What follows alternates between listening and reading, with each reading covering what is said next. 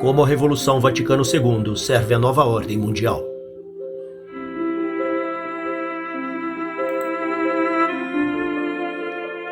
Arcebispo Carlo Maria Vigano, ex-núncio apostólico nos Estados Unidos, Congresso de Identidade Católica, 2020.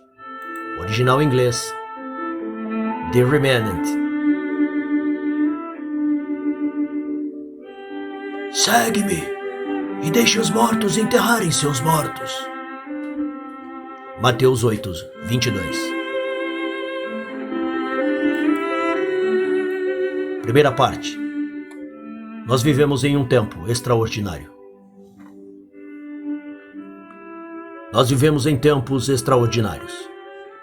Como cada um de nós provavelmente já percebeu, nós vivemos num momento histórico, onde os eventos do passado, os quais estavam aparentemente desconectados, agora provam estar inequivocamente conectados, quer nos princípios que os inspiram, quer nos objetivos que eles desejam alcançar. Uma justa e objetiva análise da presente situação faz-nos perceber a perfeita coerência entre a evolução da estrutura política global e o papel que a Igreja Católica tem assumido no estabelecimento da nova ordem mundial.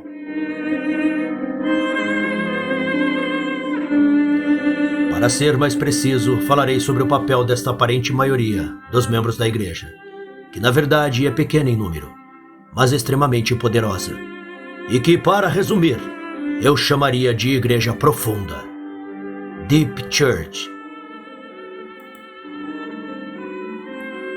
Obviamente não há duas igrejas. Seria algo impossível, blasfemo, herético. Nem podemos dizer que a única verdadeira igreja seja Cristo. Tenha hoje falhado na sua missão e se pervertido numa seita. A Igreja de Cristo não tem nada a ver com aqueles que nestes últimos 60 anos executaram o plano de ocupá-la. A sobreposição entre a hierarquia católica e os membros dessa Igreja Profunda não é tanto um fato teológico, mas uma realidade histórica que desafia as nossas categorias usuais, conforme podem ser analisadas. Nós sabemos que o projeto da nova ordem mundial consiste no estabelecimento de uma tirania maçônica.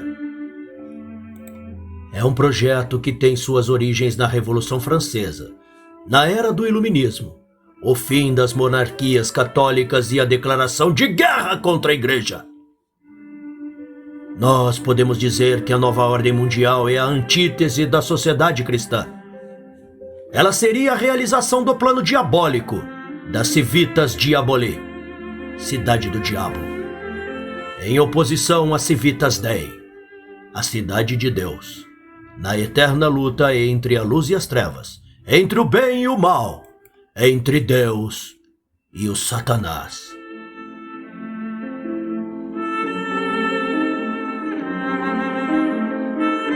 Nesta batalha, a providência colocou a Igreja de Cristo, e particularmente o Supremo Pontífice, como o Catecon, ou seja, aquele que detém a manifestação do mistério da iniquidade.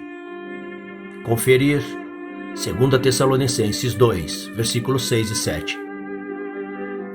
E a Sagrada Escritura nos adverte que, na manifestação do Anticristo, este obstáculo, Catecon, vai deixar de existir.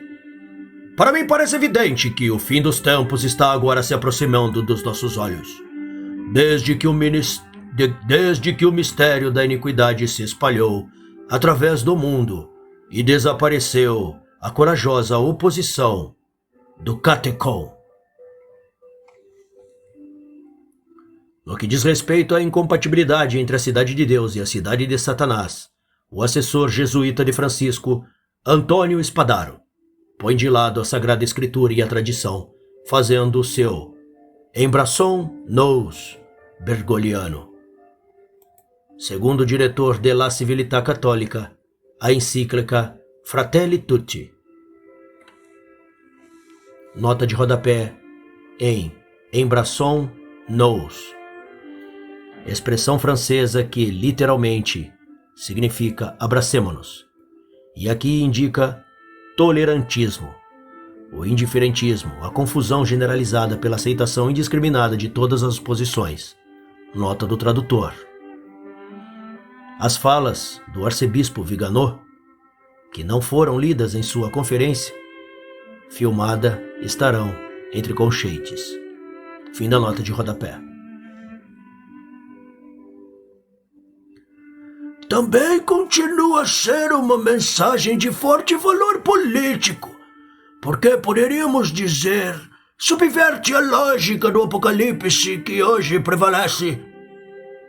É a lógica fundamentalista que luta contra o mundo porque acredita que ele é o oposto de Deus, ou seja, um ídolo, e, portanto, deve ser destruído o mais rápido possível para acelerar o fim dos tempos.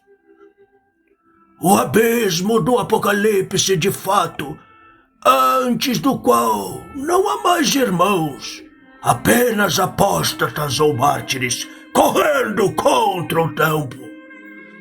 Não somos militantes nem apóstatas, mas todos irmãos. Espadaro, SJ. Antônio. Fratelli tutti, la risposta di Francesco alla crisi del nostro tempo. Informice.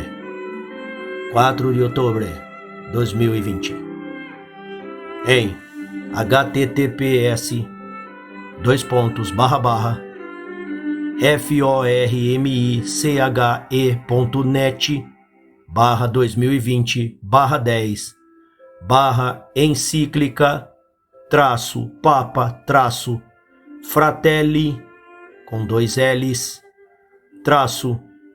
TUTTI-padre SPADARO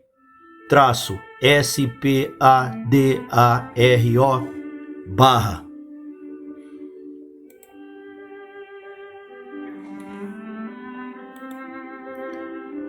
Esta estratégia de desacreditar o interlocutor com a calúnia de integralista visa evidentemente facilitar a ação do inimigo dentro da igreja, procurando desarmar a oposição e desencorajar a dissidência. Também o encontramos na esfera civil, onde os democratas e o Estado profundo, Deep State, arrogam para si mesmos o direito de decidir a quem conceder legitimamente política e a quem condenar sem apelar ao ostracismo da mídia. O método é sempre o mesmo, porque quem o inspira é o mesmo, assim como a falsificação da história e das fontes é sempre a mesma. Se o passado nega a narrativa revolucionária, os seguidores da revolução censuram o passado e substituem o fato histórico por um mito. Até mesmo São Francisco é vítima dessa adulteração, que o tenta fazer porta-estandarte da pobreza e do pacifismo, que são tão alheios ao espírito da ortodoxia católica, quanto instrumentais para a ideologia dominante. Prova disso é o último recurso fraudulento ao Poverello de Assis em Fratelli Tutti, para justificar o diálogo, o ecumenismo e a fraternidade universal da anti-igreja bergoliana. Não cometamos o grave erro de dizer que o que está acontecendo é normal, julgando o que tudo isso com os parâmetros sociológicos ou canônicos que uma situação normal poderia pressupor. Nestes tempos extraordinários em que vivemos, e a presente crise da igreja é realmente única e extraordinária, os acontecimentos vão muito além daquilo que anteriormente era normal. Nestes tempos extraordinários, nós podemos ouvir um papa enganar os fiéis, ver príncipes da igreja acusados de crimes que em outros tempos causariam horror e os levariam a uma severa punição. Testemunhamos nas nossas igrejas ritos que parecem ter sido inventados pela mente perversa de Cranmer. Nota de rodapé. Cranmer foi um dos líderes do cisma da Igreja Anglicana. Ajudou a construir o caso para a falsa anulação do casamento de Henrique VIII com Catarina de Aragão. Apoiava o princípio da supremacia real, em que o rei era considerado o soberano da Igreja em seu reino, e foi responsável por promulgar o livro de oração, em que incorporou na Igreja cismática da Inglaterra as heréticas doutrinas reformadas, impostas mediante a sua nova liturgia. Foi um terrível iconoclasta que destruiu imagens e relíquias, queimou parâmetros e livros litúrgicos, exprimindo deste modo todo o seu fanatismo e impiedade. Nota do tradutor. Fim da nota. Inventados pela mente perversa de Cranmer. Ver bispos entrando em procissão com o impuro ídolo da Panchamama dentro da Basílica de São Pedro. E ouvir o vigário de Cristo pedir desculpas aos adoradores desse ídolo pelo fato de um católico ter jogado tal simulacro no rio Tibre. Nesses tempos extraordinários, nós ouvimos um conspirador, o cardeal Godfrey Daniels, nos dizer que desde a morte de João Paulo II, a máfia de Saint Gallen tem planejado eleger um deles para a cátedra de Pedro, o que acabou mais tarde se concretizando na pessoa de Jorge Mário Bergoglio. Diante destas desconcertantes revelações, nós poderíamos ficar atônitos de perceber que nem cardeais nem bispos expressam sua indignação, nem pedem que a verdade venha à luz.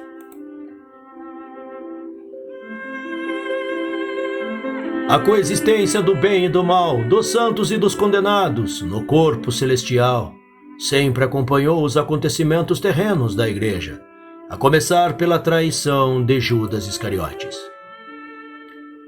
É de fato significativo que a anti-igreja tente reabilitar Judas, e com ele os piores heresiarcas, como modelos exemplares, anti-santos e anti-mártires, e assim se legitimarem suas próprias heresias, imoralidades e vícios. A coexistência, dizia eu, dos bons e dos maus, de que fala o Evangelho na parábola do trigo e do joio, parece ter se transformado na prevalência deste sobre o primeiro. A diferença é que os vícios e desvios antes desprezados são hoje não apenas praticados e tolerados, mas até encorajados e elogiados, enquanto a virtude e a fidelidade ao ensino de Cristo são desprezadas, ridicularizadas e até condenadas.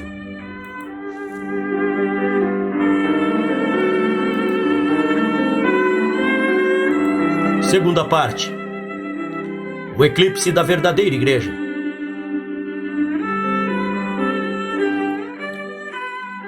Nos últimos 60 anos, nós temos testemunhado o eclipse da verdadeira igreja por uma anti-igreja que progressivamente se apropriou do seu nome, ocupou a cúria romana e seus dicastérios, dioceses e paróquias, seminários e universidades, conventos e mosteiros. A anti-igreja usurpou a autoridade da igreja romana e os seus ministros vestiram os sagrados parâmetros dela. Esta anti-igreja, usando o prestígio da igreja católica, se apropriou dos seus tesouros, das suas contas e das suas finanças. Assim como acontece na natureza, este eclipse não se dá de uma vez só. A luz vai passando para as trevas, quando um corpo celeste vai se inserindo na frente do Sol. Isso se realiza de forma lenta, mas num processo inexorável, em que a Lua, ou seja, a anti-igreja, segue seu caminho até cobrir completamente o Sol, gerando um cone de sombra que se projeta sobre a Terra. Agora nós nos encontramos nessa sombra doutrinal, moral, litúrgica e disciplinar. Não estamos ainda no eclipse total, que vai acontecer no final deste processo, sob o reinado do Anticristo. Mas é um eclipse parcial que nos deixa ver apenas uma coroa luminosa de luz do Sol em volta do disco negro do astro que o cobre. O processo que nos levou ao eclipse atual da Igreja começou com o modernismo, sem dúvida. A anti-igreja seguiu sua órbita, a despeito das solenes condenações do magistério, o qual, daquele tempo, ainda brilhava com o esplendor da verdade, mas com o Concílio Vaticano II, as trevas dessa nefasta entidade encobriram a Igreja. Inicialmente obscureceu uma pequena parte, mas as trevas gradualmente foram aumentando. Entretanto, aqueles que viam que o sol estava se obscurecendo, deduzindo que a lua iria certamente encobri-lo, foram acusados de serem profetas de desgraças, cujas formas de fanatismo e intemperança teriam surgido da ignorância e do preconceito. O caso do arcebispo Marcel Lefebvre e alguns outros prelados confirma, por outro lado, a aguçada visão destes pastores e, ao mesmo tempo, a desarticulada reação dos seus adversários, que, vendo que perdiam o seu poder, usaram da sua autoridade para negar as evidências e manter escondidas suas verdadeiras intenções. Para continuar a analogia, nós podemos dizer que no céu da fé, um eclipse é um raro e extraordinário fenômeno. Mas negar que durante um eclipse as trevas se espalhem, alegando que nos tempos normais isso não acontece, não é um sinal de fé na indefectibilidade da Igreja, mas, ao contrário, um sinal de má fé e de obstinada negação das evidências. De acordo com as promessas de Cristo, as portas do inferno não prevalecerão contra a Igreja. Mas isso não significa que ela não seria encoberta. Ou já não estaria sendo por uma infernal falsificação. Aquela lua, a qual, não por acaso, nós vemos debaixo dos pés da mulher no livro do Apocalipse. Um grande sinal apareceu no céu. Uma mulher vestida de sol, com a lua debaixo dos pés e na sua cabeça uma coroa de 12 estrelas. Apocalipse 22, 1. A lua debaixo dos pés da mulher, que por sua vez está acima de qualquer tipo de mudança, acima de qualquer corrupção terrena e acima da lei do destino e do reino terrestre do espírito deste mundo.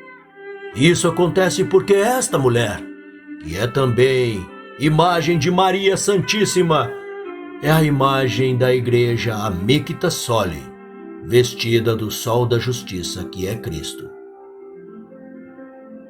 Imune de todo o poder do demônio, conforme ela toma parte do mistério da imutabilidade do próprio Cristo. Santo Ambrósio.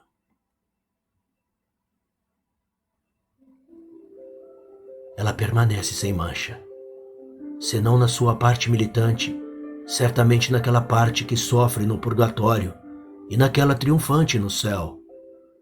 São Jerônimo, comentando essas passagens da Escritura, nos lembra que as portas do inferno são os pecados e os vícios, especialmente o ensino dos heréticos.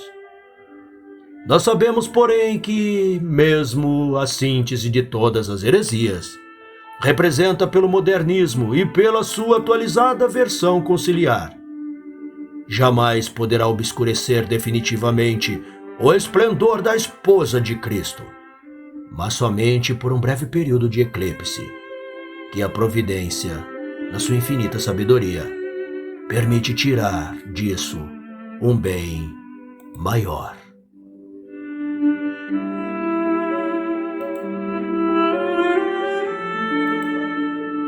Terceira parte: o abandono da dimensão sobrenatural.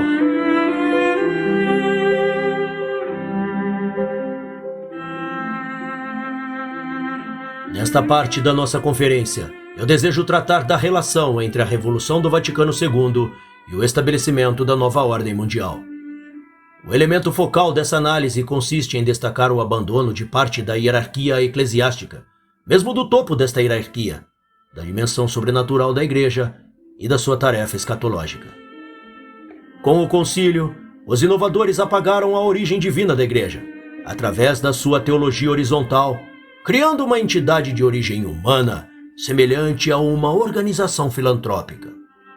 A primeira consequência dessa subversão ontológica foi a necessária negação do fato de que a esposa de Cristo não é e não pode ser objeto de mudança por parte daqueles que exercem a autoridade de vigários em nome do Senhor. A Igreja não é propriedade do Papa nem dos bispos ou teólogos, e, portanto, ela não pode sofrer qualquer atualização ou adornamento, rebaixando-se ao nível de uma empresa que, para ter mais resultados, renova sua oferta comercial, vende o seu antigo estoque e segue as modas do momento. Nota de rodapé em adornamento. Literalmente, atualização. Esta palavra foi muito utilizada no pós-concílio Vaticano II para indicar que a Igreja precisava atualizar-se, pôr-se em dia com o progresso da civilização. Nota do tradutor. Fim da nota. A Igreja, por um lado, é uma realidade divina e sobrenatural. Ela adapta a maneira como ela anuncia o Evangelho para as nações. Mas ela nunca pode mudar o seu conteúdo, nem num mínimo J. Conferir Mateus 5,18. Nem negar a sua transcendência, rebaixando-se a um mero serviço social. Por outro lado, a anti-igreja reivindica orgulhosamente o direito de desenvolver uma mudança de paradigma, que mude não somente a maneira como a doutrina é exposta, mas a própria doutrina em si mesma. Isso está confirmado pelas palavras de Massimo Faggioli, comentando a nova encíclica Fratelli Tutti. O pontificado do Papa Francisco é como um padrão levantado diante dos integralistas católicos e aqueles que igualam a continuidade material com a tradição. A doutrina católica não apenas se desenvolve, às vezes ela realmente muda. Por exemplo, da pena de morte na guerra. Pope Francis. Pontificate is like a standard lifted up before Catholic, integralists and those who equate material continuity and tradition. Catholic doctrine does not just develop. Sometimes it really changes. For example, on that penalty, war. Veja-se em http://twitter.com/JOHNTHGMADMONK/ status 131 361 654 138 513 4080 /PHOTO/1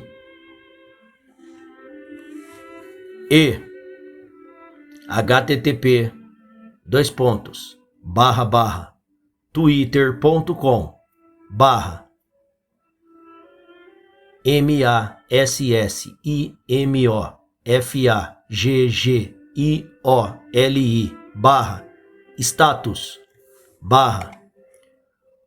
131 356 944 906 522 214 5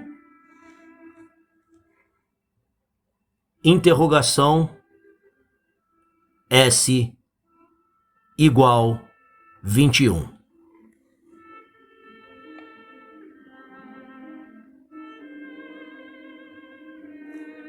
Insistindo que aquilo que o magistério ensina é inútil, os inovadores se arrogam descaradamente o direito de mudar a fé, seguindo teimosamente a abordagem modernista.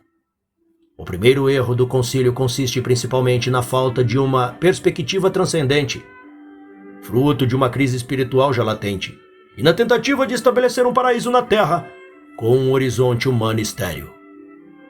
Em linha com essa mesma abordagem, Fratelli Tutti vê o cumprimento de uma utopia terrestre e a redenção social na fraternidade humana, na pax ecumênica, na paz ecumênica entre as religiões e no acolhimento aos imigrantes.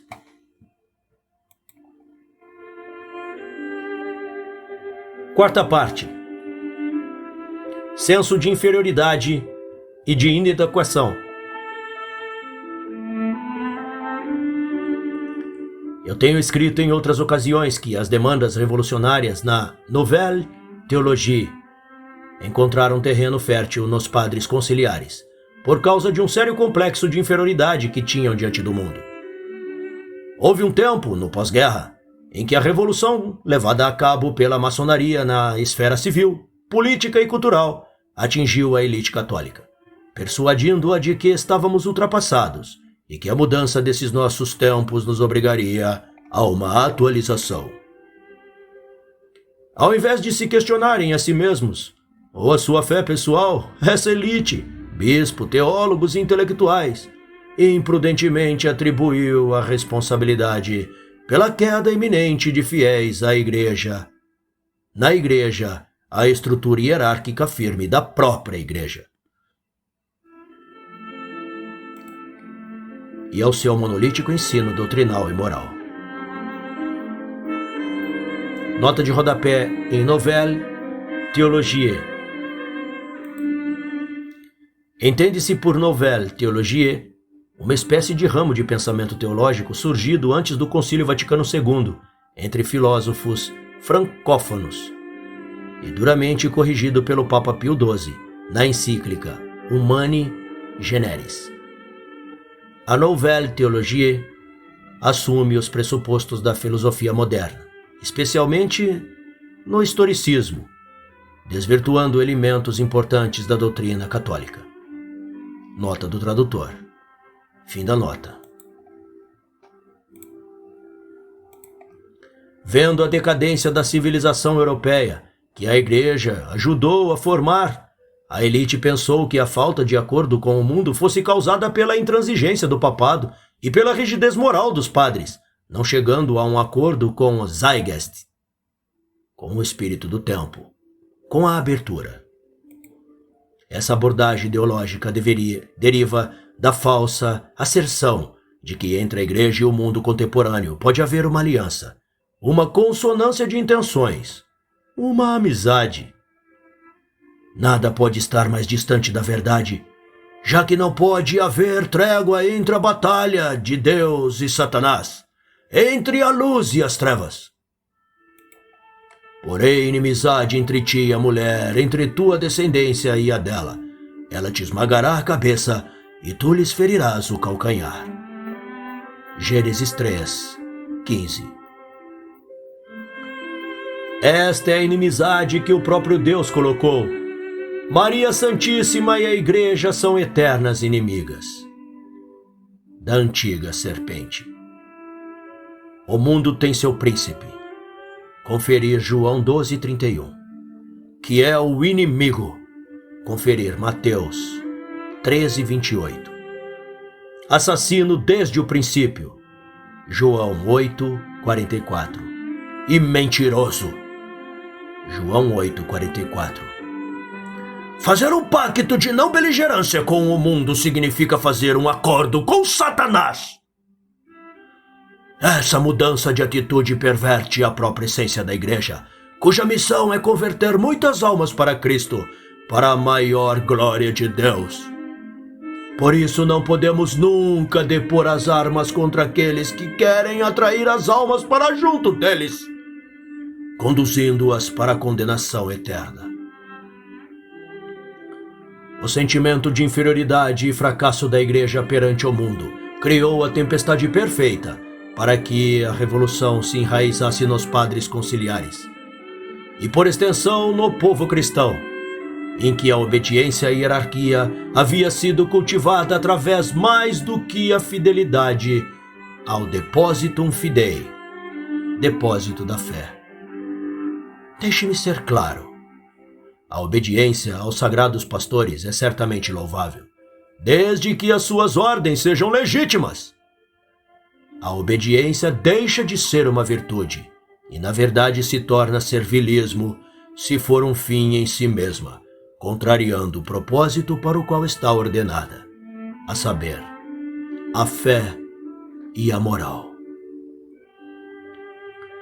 Devemos acrescentar que esse sentimento de inferioridade foi introduzido no corpo eclesial com exibições de grande teatralidade, como a retirada da tiara de Paulo VI, a devolução das bandeiras da capitania otomana conquistada em Lepanto, os ostentados braços ecumênicos ao cismático Antenágoras, os pedidos de perdão pelas cruzadas, a abolição do index, o foco do clero nos pobres em lugar do suposto triunfalismo de Pio XII. Nota de rodapé em index.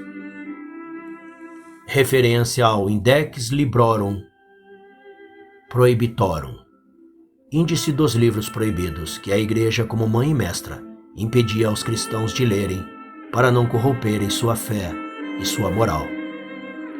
Nota do tradutor. Fim da nota. O golpe de misericórdia dessa atitude foi codificado na liturgia reformada. Se manifesta sua vergonha do dogma católico ao silenciá-lo e, portanto, negá-lo indiretamente. A mudança do rito engendrou uma mudança doutrinária que levou os fiéis a acreditarem que a missa é um simples banquete fraterno e que a Santíssima Eucaristia é apenas um símbolo da presença de Cristo entre nós. Parte 5. Idem sentire, da Revolução e do Concílio. O senso de inadequação dos padres conciliares só foi aumentando pelo trabalho dos inovadores, cujas ideias heréticas coincidiam com as demandas do mundo. Uma análise comparativa do pensamento moderno confirma o idem sentire, o mesmo sentimento, ou mesma mentalidade, dos conspiradores com todos os elementos da ideologia revolucionária. A aceitação do princípio democrático como fonte legitimadora do poder em lugar do divino direito da monarquia católica, incluindo o papado. A criação e a acumulação de órgãos de poder em lugar da responsabilidade pessoal e hierarquia institucional. O apagamento do passado histórico, avaliado como parâmetros atuais, que não defendem a tradição e o patrimônio cultural. A ênfase na liberdade individual e o enfraquecimento do conceito de responsabilidade e dever. A contínua evolução moral e da ética, assim privadas de sua natureza imutável e de qualquer referência transcendente. A presumível natureza secular do Estado, em lugar da santíssima submissão da ordem civil ao reinado de Jesus Cristo e a superioridade ontológica da missão da Igreja sobre a esfera temporal.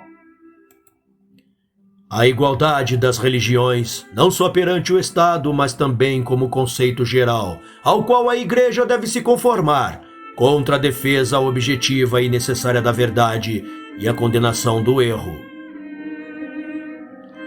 O falso e blasfemo conceito da dignidade do homem como connatural a ele, baseado na negação do pecado original e da necessidade da redenção como premissa para ser agradável a Deus, merecer sua graça e alcançar a beatitude eterna. o enfraquecimento do papel da mulher e o desprezo pelo privilégio da maternidade. A primazia da matéria sobre o espírito. A relação fideísta com a ciência, em face de uma crítica implacável da religião com os falsos fundamentos científicos. Nota de rodapé. Devemos evitar 4 atitudes perversas: negação, indiferença, acomodação e confiança em soluções inadequadas, que certamente não ajudam. Fim da nota. Todos esses princípios propagados por ideólogos da maçonaria e apoiadores da nova ordem mundial coincidem com as ideias revolucionárias do concílio. 1. A democratização da Igreja começou com o Lumen Gentil e hoje se realiza no caminho sinodal bergogliano. 2. A acumulação e criação de órgãos de poder foi conseguida delegando funções de tomada de decisão às conferências episcopais, sínodos dos bispos, comissões, conselhos pastorais, etc. 3. As tradições passadas e gloriosas da Igreja são julgadas de acordo com a mentalidade moderna e condenadas a fim de obter favores do mundo moderno. 4. A liberdade dos filhos de Deus, teorizada pelo Vaticano II, foi estabelecida independente dos deveres morais do indivíduo, que, segundo os contos de fadas conciliares, são todos salvos independente de suas disposições interiores e do estado de sua alma. 5. O ofuscamento de referências morais perenes levou à revisão da doutrina sobre a pena de morte e com Amoris Laetitia, a admissão de adúlteros públicos aos sacramentos, destruindo o edifício sacramental. 6. A adoção do conceito de secularismo levou à abolição de uma religião estatal nas nações católicas. Encorajado pela Santa Sé e pelo episcopado, assim levou à perda da identidade religiosa e ao reconhecimento dos direitos das seitas, bem como à aprovação de normas que violam o direito natural e divino. 7. A liberdade religiosa teorizada em Dignitatis Humanae é hoje levada às suas consequências lógicas e extrema com a declaração de Abu Dhabi e a última encíclica Fratelli Tutti, tornando obsoleta a missão salvífica da Igreja e da própria encarnação. 8. As teorias sobre a dignidade humana na esfera católica levaram a uma confusão sobre o papel dos leigos em relação ao papel ministerial do clero e a um enfraquecimento da estrutura hierárquica da Igreja. Enquanto isso, a adoção da ideologia feminista é um prelúdio para a admissão das mulheres às ordens sagradas. 9. Uma preocupação desordenada com as necessidades temporais dos pobres, tão típica da esquerda, transformou a Igreja numa espécie de assistencialismo, limitando sua atividade à mera esfera material, quase a ponto de abandonar a espiritual. 10. A subserviência à ciência moderna e ao progresso tecnológico levou a Igreja a repudiar a rainha da ciência, a fé, e desmitologizar milagres, a negar a inerrância da Sagrada Escritura, a olhar para os mais sagrados mistérios da nossa santa religião como mitos ou metáforas, sugerindo sacrilegamente que a transubstanciação e a ressurreição em si são mágicas. Não devem ser tomadas literalmente, mas sim simbolicamente, e a descrever os sublimes dogmas marianos como tonterias, absurdos.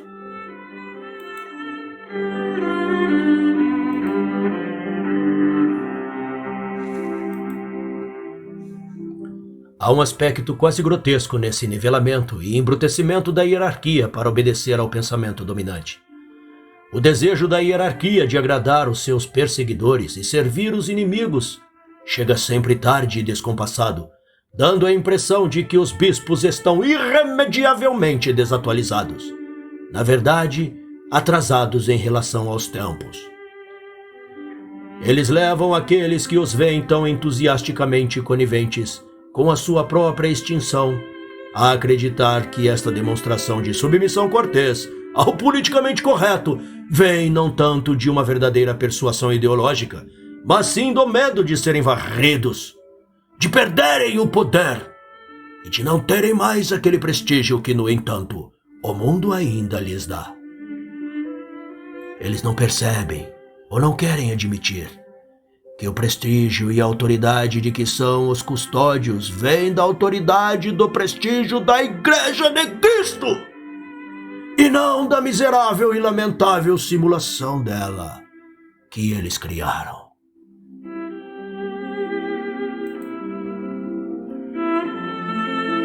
Quando esta anti-igreja estiver totalmente estabelecida, no eclipse total da Igreja Católica, a autoridade de seus líderes dependerá do grau de submissão à nova ordem mundial, que não tolerará qualquer divergência de seu próprio credo e aplicará implacavelmente aquele dogmatismo, aquele fanatismo e aquele fundamentalismo que muitos prelados e auto-intitulados intelectuais criticam naqueles que hoje permanecem fiéis ao magistério. Dessa forma, a Igreja Profunda, Deep Church, pode continuar a ostentar a marca registrada de Igreja Católica, mas está escrava do pensamento da nova ordem. Uma reminiscência dos judeus que, após negar o reinado de Cristo diante Pilatos, foram escravizados pela autoridade civil do seu tempo. Não temos outro rei senão César. João 19:15.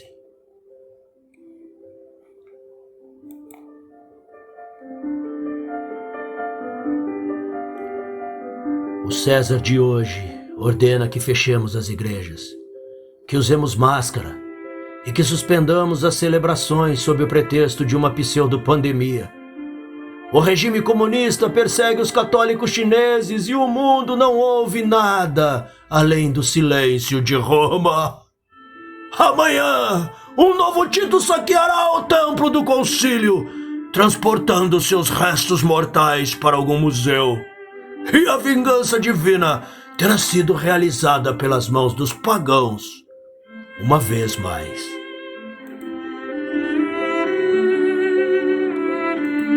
Parte 6. O papel instrumental dos católicos moderados na Revolução.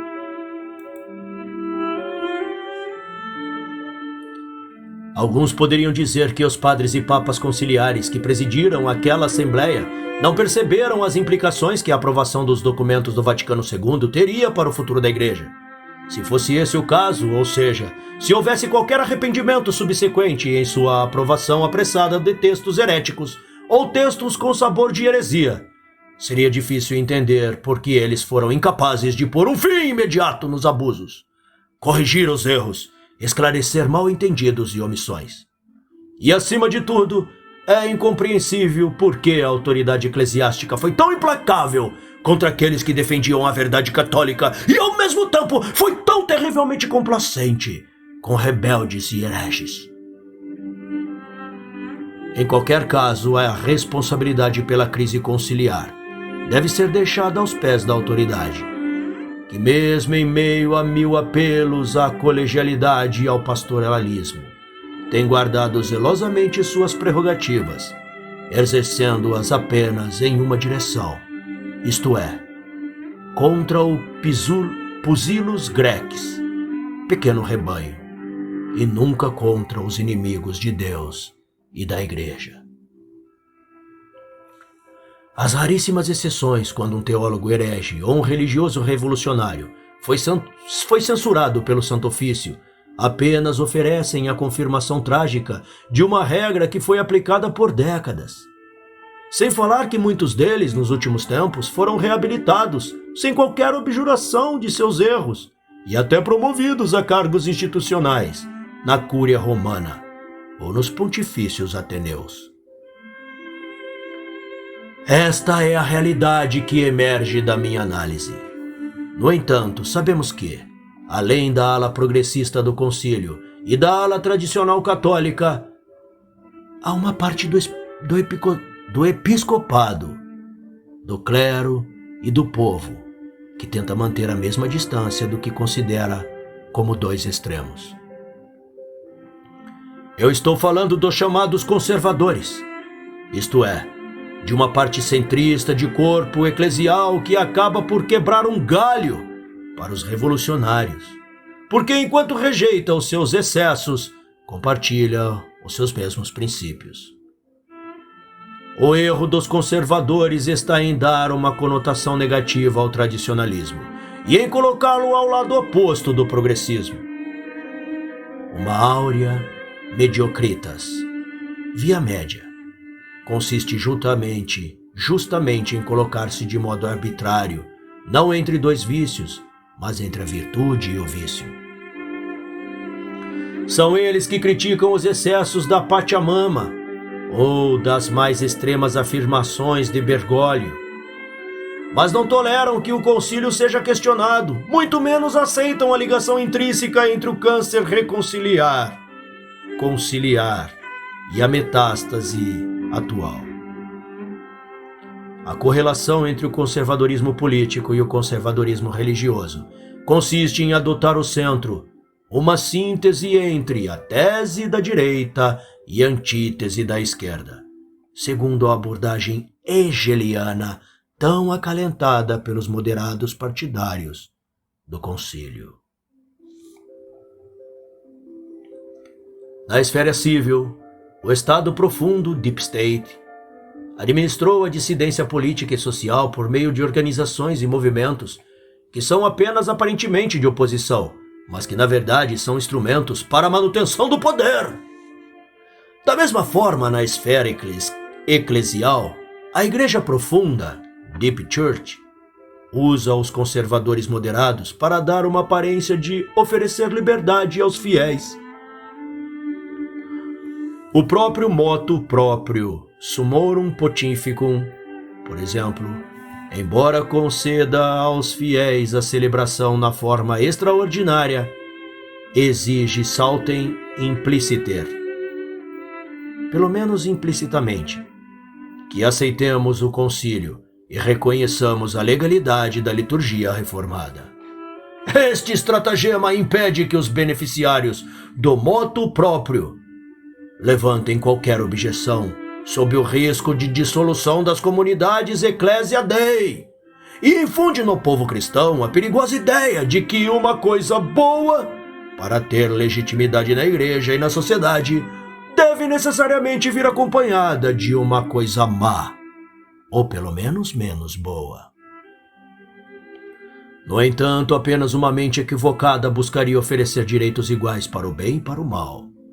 Pouco importa se alguém é pessoalmente a favor do bem, quando reconhece a legitimidade dos que são a favor do mal. Neste sentido, a liberdade de escolher o aborto, freedom to choice, abortion, teorizada por políticos democráticos, encontra seu contrapeso na mão menos aberrante, liberdade religiosa, teorizada pelo concílio, que hoje é teimosamente defendida pela anti-igreja.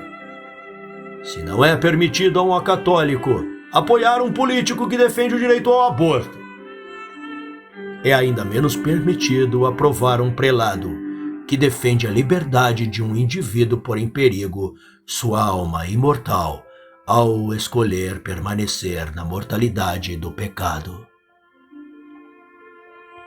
Isso não é misericórdia. É um abandono grosseiro do dever espiritual perante Deus, a fim de obter o favor e a aprovação do homem.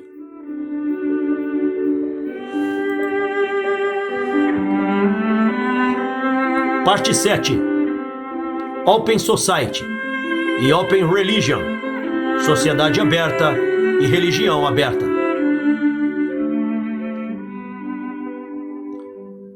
Esta análise dificilmente estaria completa sem uma palavra sobre a novilíngua, tão popular na esfera eclesiástica. O vocabulário católico tradicional foi modificado deliberadamente, a fim de atentar ao conteúdo que expressa. O mesmo aconteceu na liturgia e na pregação, onde a clareza da exposição católica foi substituída pela ambiguidade ou pela negação implícita da verdade dogmática. Os exemplos são infinitos. Este fenômeno também remonta ao Vaticano II, que buscou desenvolver versões católicas dos slogans do mundo.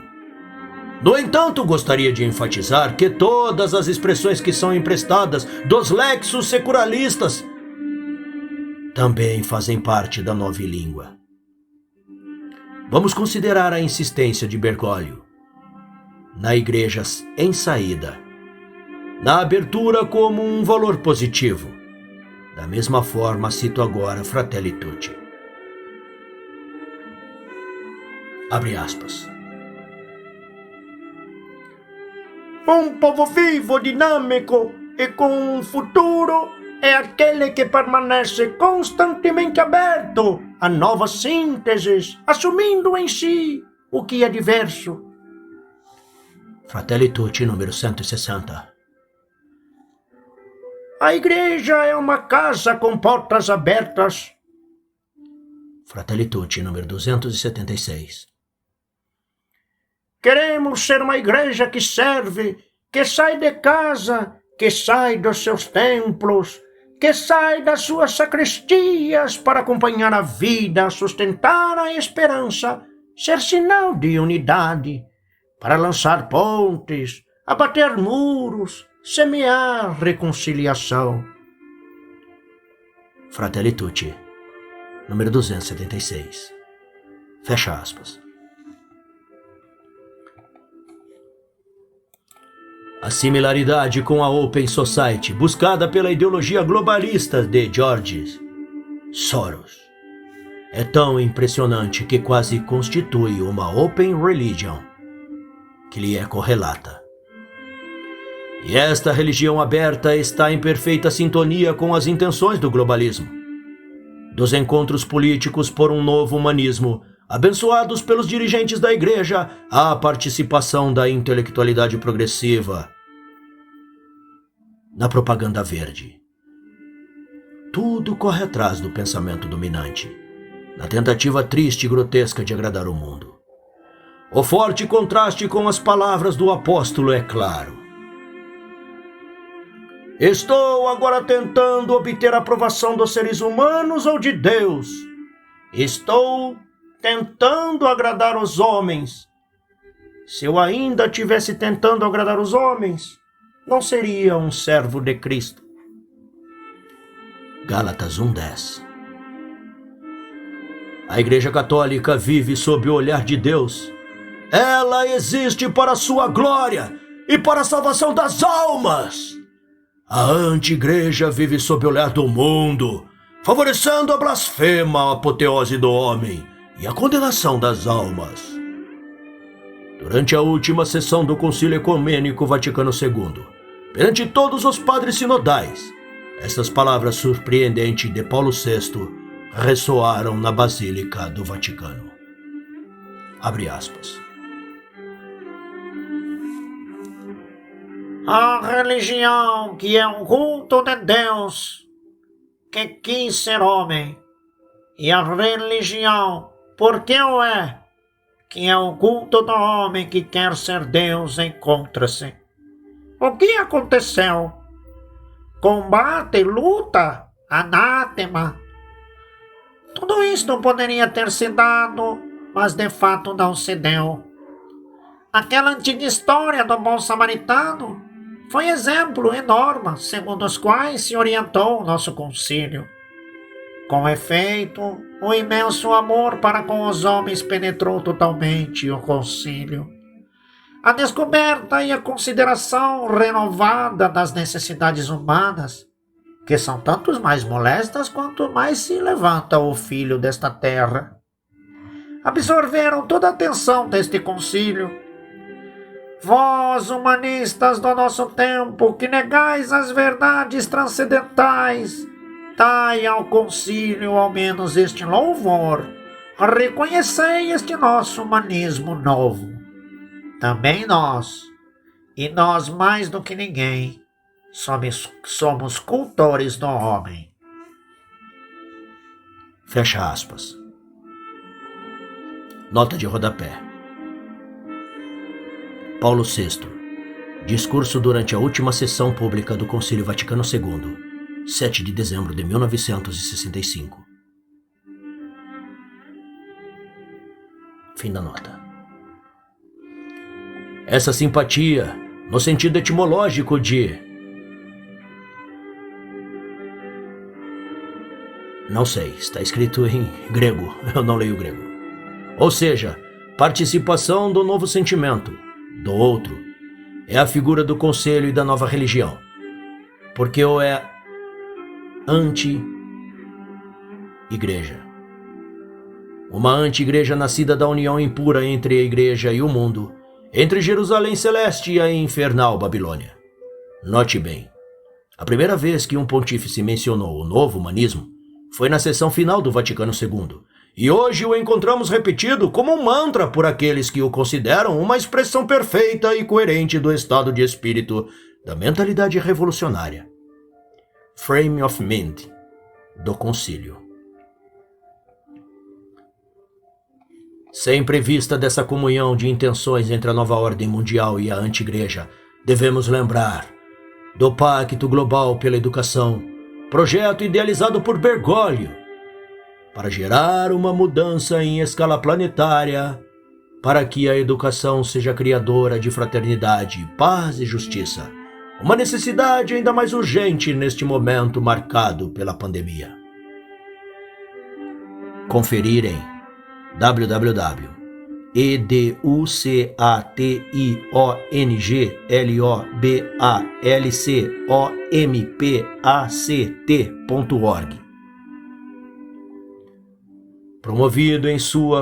Promovido em colaboração com as Nações Unidas, este processo de formação na relação e na cultura do encontro encontra um espaço e uma valorização da casa comum, com todas as criaturas, já que pessoas, enquanto se formam para a lógica da comunhão e da solidariedade, já trabalham para recuperar a harmonia serena com a criação e para configurar o mundo com o espaço de uma verdadeira fraternidade. Como se pode ver, a referência ideológica é sempre e somente ao Vaticano II, porque a partir desse momento a anti-igreja colocou o homem no lugar de Deus, a criatura no lugar do Criador. O novo humanismo, obviamente, tem uma estrutura ambiental e ecológica, na qual estão inseridas tanto a encíclica Laudato Si, quanto a teologia verde. A igreja com rosto amazônico, do Sínodo dos Bispos de 2019, com seu culto idolátrico a Pachamama, Mãe Terra, na presença do Sinédrio Romano. A atitude da igreja durante o Covid-19 demonstrou, por um lado, a submissão da hierarquia aos ditames do Estado, em violação das libertas ecclesia, que o Papa deveria ter defendido firmemente. Também expôs a negação de qualquer significado sobrenatural da pandemia, substituindo a justa ira de Deus, ofendido pelos incontáveis pecados da humanidade e das nações, por uma fúria mais perturbadora e destrutiva da natureza, ofendida pela falta de respeito ao meio ambiente. Gostaria de enfatizar que atribuir à natureza uma identidade pessoal, quase dotada de intelecto e vontade, é um prelúdio para sua divinização. Já vimos um prelúdio sacrílego disso, sobre a própria cúpula da Basílica de São Pedro.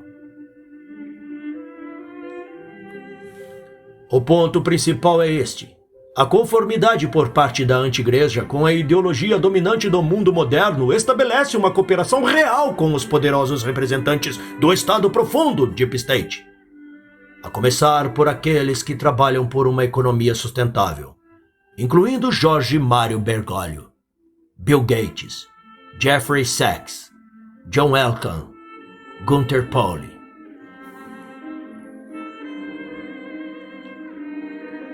Conferir.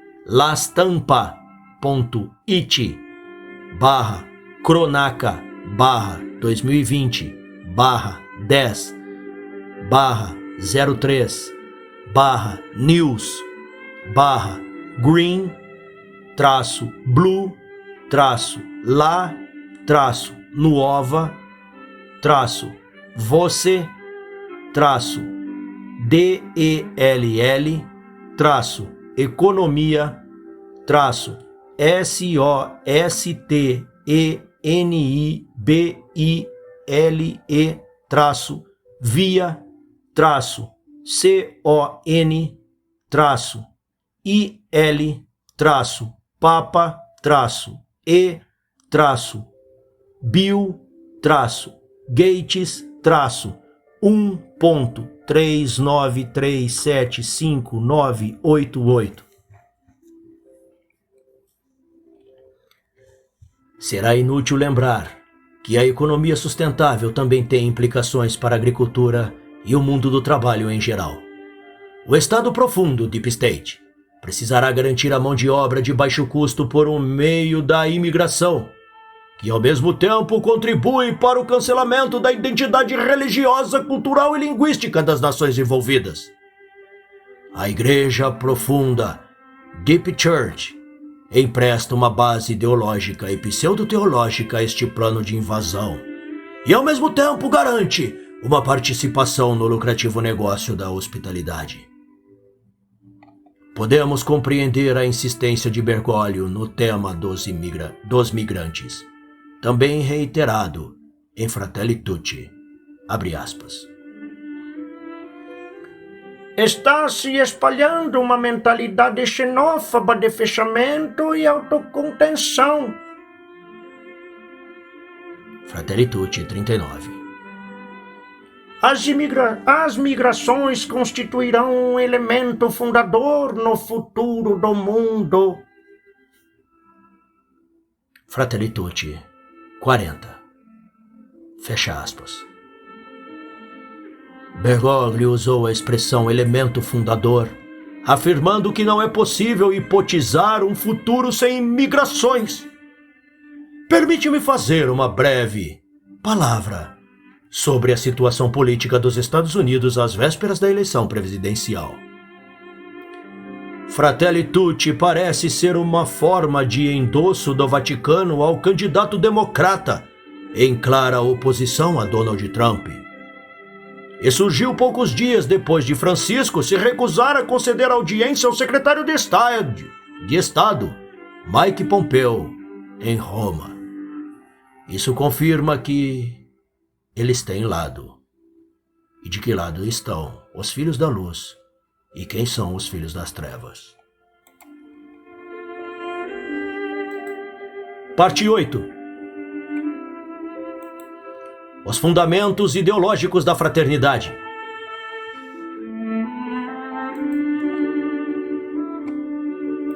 O tema da fraternidade, uma obsessão para Bergoglio, encontra sua primeira formação em Nostra Aetate e Dignitatis Humanae. A última encíclica, Fratelli Tutti, é o manifesto dessa visão maçônica, em que o grito Liberté, Égalité, Fraternité substitui o Evangelho em prol de uma unidade entre os homens que exclui a Deus. Observe que o documento sobre fraternidade humana pela paz mundial e mútua convivência, assinado em Abu Dhabi em 4 de fevereiro de 2019, foi orgulhosamente defendido por Bergoglio com as seguintes palavras. Do ponto de vista católico, o documento não se desviou 1 milímetro do Vaticano. Papa Francisco, Conferência de imprensa durante voo de Abu Dhabi a Roma, 5 de fevereiro de 2019. O cardeal Miguel Ayuso Guichotti, presidente do Pontifício Conselho do Diálogo Interreligioso, comentou em La Civiltà Católica, abre aspas,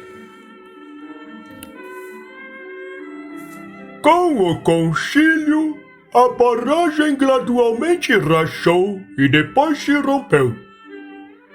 O rio do diálogo se espalhou com as declarações conciliares Nostra Aetate sobre a relação entre a Igreja e os crentes de outras religiões e Dignitatis Humanae sobre liberdade religiosa, temas e documentos que estão intimamente ligados entre si e permitiam a João Paulo II dar vida aos encontros, como a Jornada Mundial de Oração pela Paz em Assis, em 27 de outubro de 1986, e Bento XVI, 25 anos depois, para nos fazer viver na cidade de São Francisco a jornada de reflexão, diálogo e oração pela paz e justiça no mundo.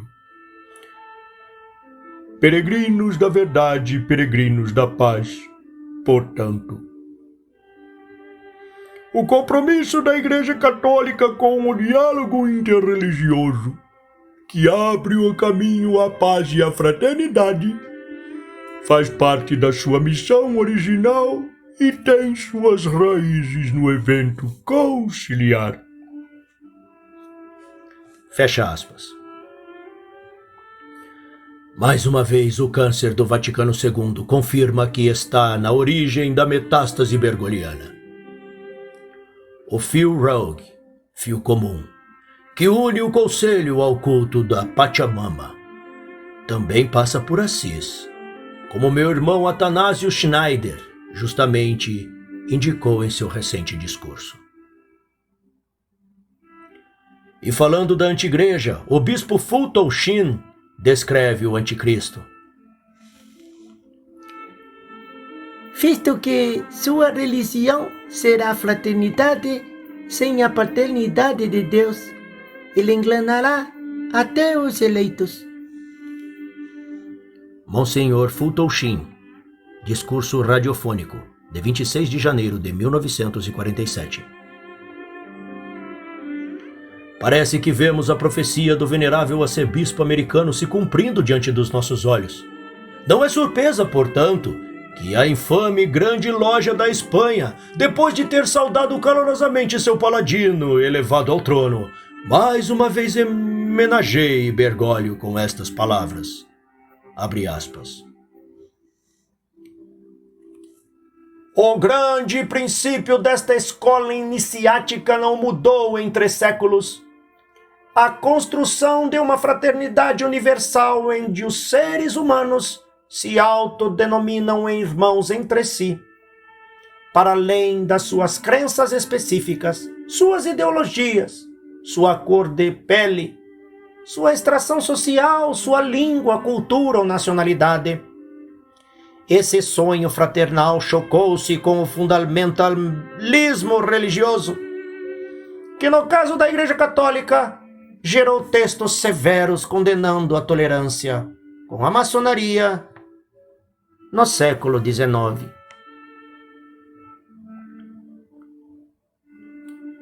Fecha aspas. O Papa Francisco mostrou, na última encíclica, até que ponto a atual Igreja Católica está distante das suas posições anteriores. Em Fratelli Tutti, o Papa abraçou a fraternidade universal, o grande princípio da maçonaria moderna.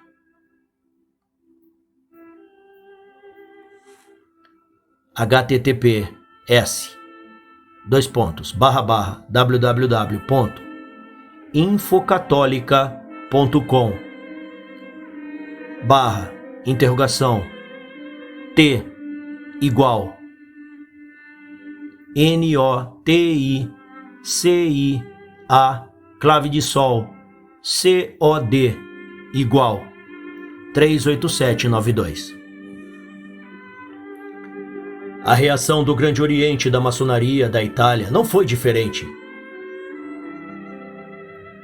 Estes são princípios que a maçonaria sempre perseguiu e guardou para a elevação da humanidade. Austin e Variety, o hagiógrafo de Bergoglio, confirma com satisfação essa interpretação que um católico consideraria no mínimo perturbadora. Nota de rodapé. O arcebispo Vigano aqui faz uma ironia. Hagiógrafo é literalmente um escritor sagrado, termo utilizado para referir-se tanto a autores humanos que foram inspirados por Deus para escreverem as Sagradas Escrituras, quanto aos biógrafos dos santos. É neste último sentido que, ironicamente, ele chama Austin e Variety de hagiógrafo de Bergoglio, ou seja, em alguém que nolo pretende apresentar como um santo. O vídeo a que ele se refere encontra-se em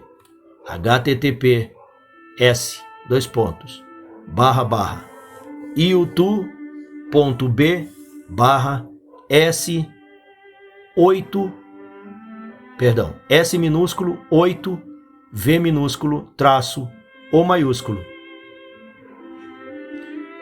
V maiúsculo H maiúsculo 1 X minúsculo W minúsculo. Fim da nota.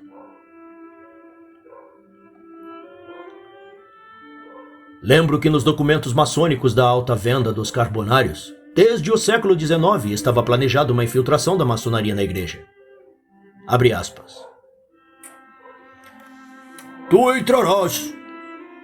Tu trarás os amigos à volta da cátedra apostólica. Terás pregado uma revolução de tiara e de capa, marchando com a cruz e o estandarte. Uma revolução que precisa ser apenas um pouco estimulada para colocar fogo nos 4 cantos do mundo. Conferir. Jacques Crétinot-Joly, L'Église. Romanaille en face de la Révolution. Parigi, Henri Plon, 1859. Parte 9. A subversão do relacionamento individual e social com Deus.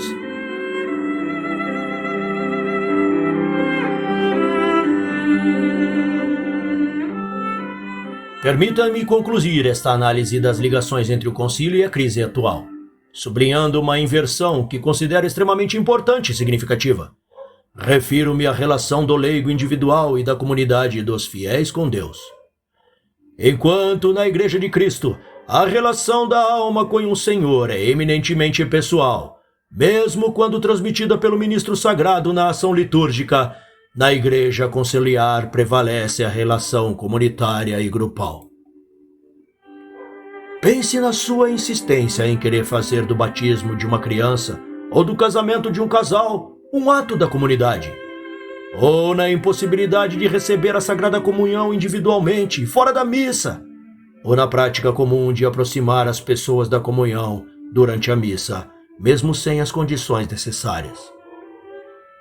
Tudo isso é sancionado com base em um conceito protestantizado de participação no banquete eucarístico, do qual nenhum convidado está excluído. Sob essa compreensão de comunidade, a pessoa perde sua individualidade, perdendo-se na comunidade anônima da festa. Da mesma forma, a relação do corpo social com Deus desaparece em um personalismo que elimina o papel de mediação da Igreja e do Estado. A individualização do campo moral também entra nisso, onde os direitos e preferências do indivíduo tornam-se bases para a erradicação da moralidade social. Isso é feito em nome de uma inclusão que legitima todo vício e aberração moral. A sociedade é entendida como a união de vários indivíduos, visando a busca de um objetivo comum, é dividida em uma multiplicidade de indivíduos, cada um com sua finalidade. Este é o resultado de uma convulsão ideológica que merece ser analisada em profundidade, tanto pelas suas implicações no plano eclesial quanto no plano civil. É evidente, no entanto, que o primeiro passo dessa revolução se encontra no homem conciliar, começando com a doutrinação do povo cristão, constituído pela liturgia reformada, na qual o indivíduo se funde na Assembleia, despersonalizando-se, e a comunidade se transforma em uma coleção de indivíduos que perderam sua identidade.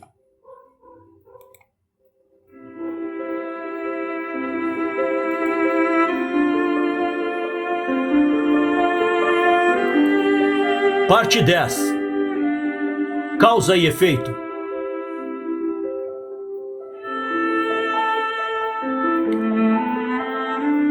A filosofia nos ensina que uma causa sempre corresponde a certo efeito. Vimos que as ações realizadas durante o Vaticano II tiveram o efeito desejado, dando forma concreta a esse ponto de virada antropológica que hoje levou à apostasia da anti-igreja e ao eclipse da verdadeira Igreja de Cristo. Devemos, portanto, compreender que, se quisermos desfazer os efeitos nocivos que vemos diante de nós, é necessário e indispensável remover os fatores que os causaram. Se este é o nosso objetivo, é claro que aceitar estes princípios revolucionários, mesmo que parcialmente, tornariam nossos esforços inúteis e contraproducentes. Devemos, portanto, ter clareza sobre os objetivos a serem alcançados, direcionando nossa ação a eles.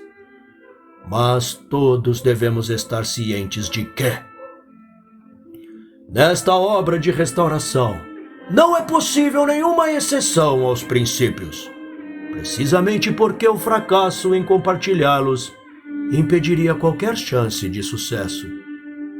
Portanto, deixemos de lado, de uma vez por todas, as vãs distinções a respeito da suposta bondade do concílio, a traição da vontade dos padres sinodais, a letra e o espírito do Vaticano II, o peso magisterial ou a falta dele, de seus atos e hermenêutica da continuidade versus a hermenêutica da ruptura. A anti-igreja usou o rótulo do concílio ecumênico para dar autoridade e força legal à sua agenda revolucionária, assim como Bergoglio chama seu manifesto político de lealdade à nova ordem mundial de uma carta encíclica. A astúcia do inimigo isolou a parte da sã igreja, dividida entre ter que reconhecer o caráter subversivo dos documentos conciliares, devendo, portanto, excluí-los do corpus magisterial, ou ter que negar a realidade, declarando-os apoditicamente ortodoxos, a fim de salvaguardar a infalibilidade do magistério.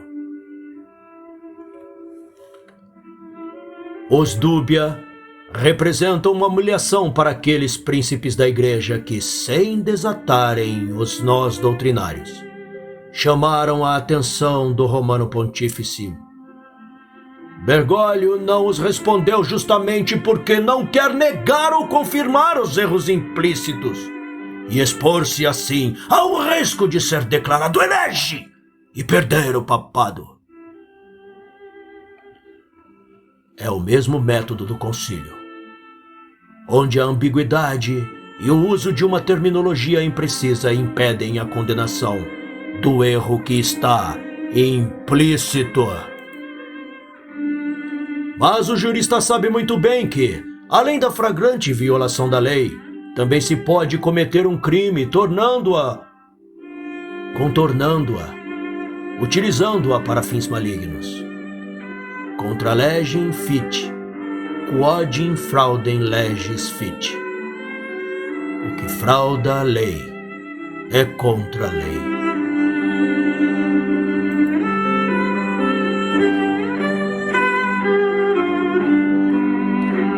Conclusão.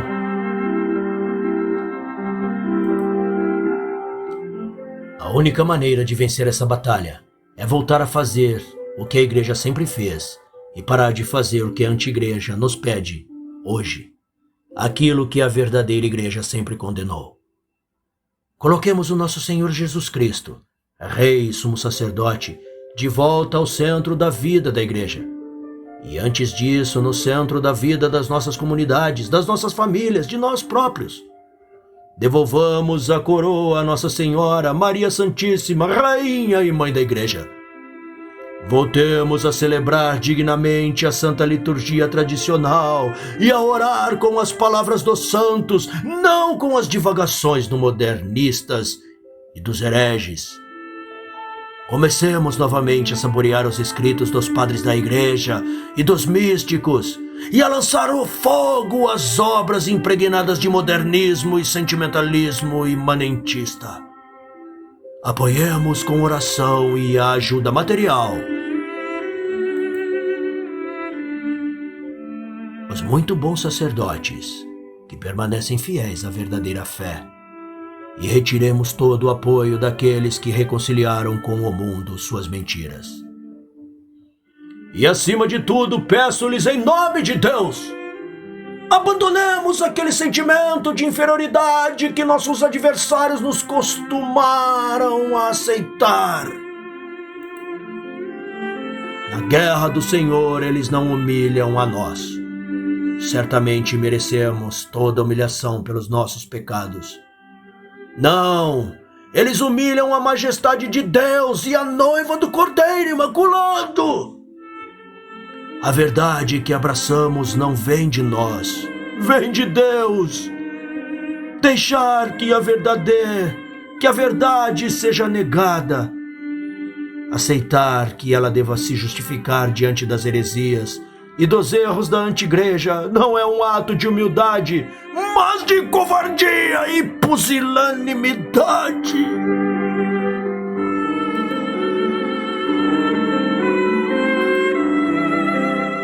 Inspiremo-nos nos exemplos dos santos mártires macabeus, diante de um novo Antíoco, que nos pede para sacrificar aos ídolos e abandonar ao Deus verdadeiro. Respondamos com suas palavras, orando ao Senhor.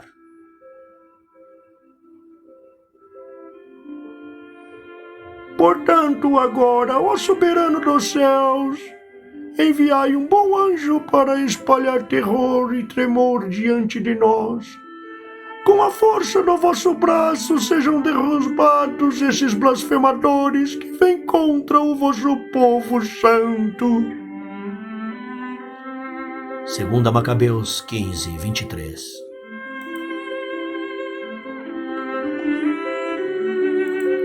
Permita-me concluir minha palestra de hoje com uma memória pessoal.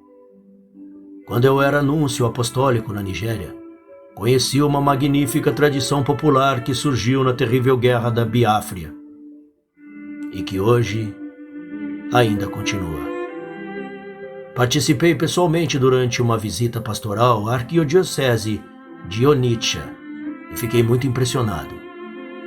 Essa tradição, denominada Rosário das Crianças para Bloquear o Mal, consiste em reunir milhares de crianças, mesmo muito pequenas, em cada aldeia ou bairro, para a recitação do Santo Rosário, a fim de implorar a paz.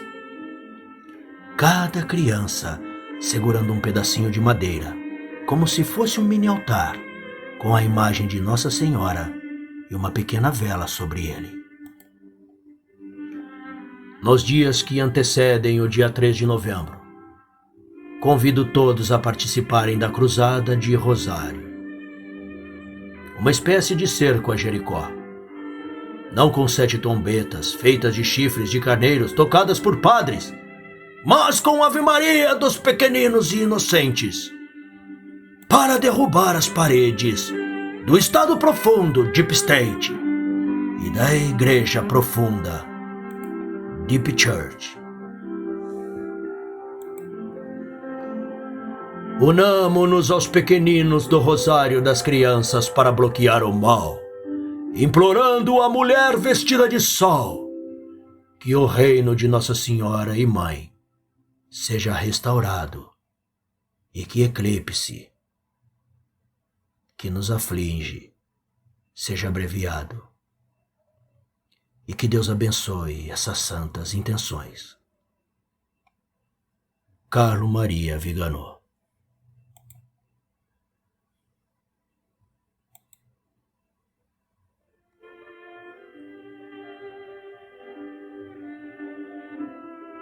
Obrigado por ouvir. Se curtiu, compartilhe, para que mais pessoas tenham acesso a este maravilhoso documento. Deus vos abençoe. Até a próxima leitura.